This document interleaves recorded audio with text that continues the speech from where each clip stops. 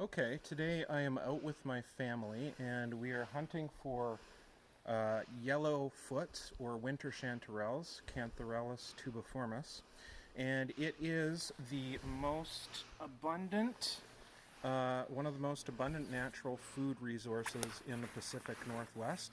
Definitely the most abundant of edible mushrooms. And a lot of people will go through the forest and completely overlook the winter chanterelles because they are often, people would categorize them in the little brown mushroom category of something uninteresting.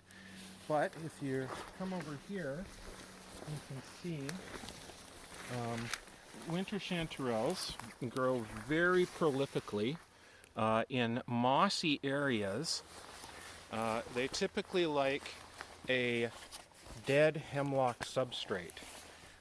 We are here in the Coastal Western Hemlock Zone, where the western hemlock tree is the most dominant tree species in our region.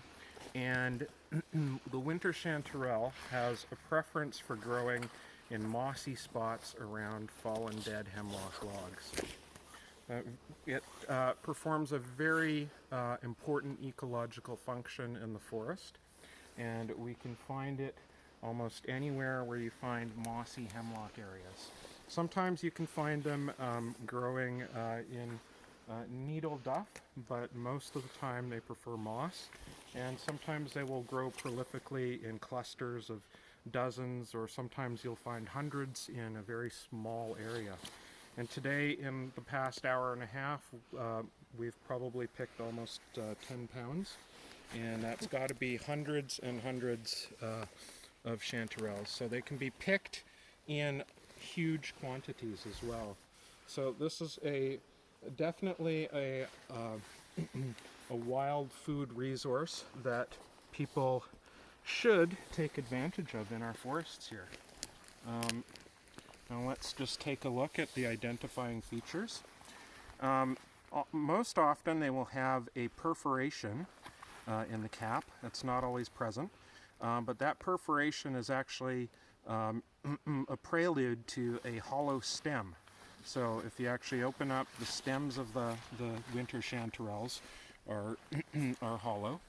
They're called yellowfoots because oftentimes they have this very prominent yellow browny color.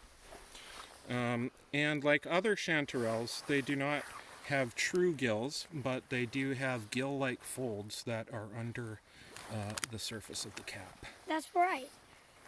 But a very distinctive mushroom once you've collected it a few times. It's got a bit of a rubbery feel. Very delicious to cook with, one of my favorites. I'd say it's in my top 3. And very versatile to cook with. You don't necessarily have to dry saute them, and they're very powerfully flavored and make very good soups, very good on pizza, in pasta, stir fry, anything you can think of. A very, very versatile mushroom to cook with. So yeah. We are about to leave the forest here with a good haul for an afternoon.